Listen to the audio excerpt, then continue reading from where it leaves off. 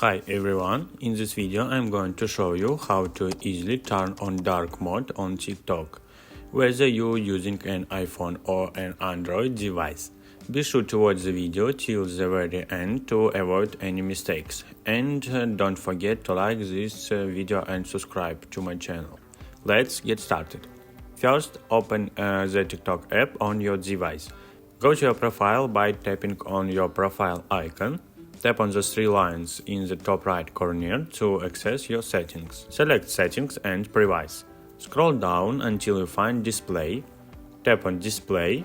Here you'll see the option to switch between dark mode and light mode. Simply select your preference mode. Additionally, you can activate the option Colored Use Device Setting to match appearance to your device, display and brightness settings. That's how you can easily switch to dark mode on TikTok. Thanks for watching.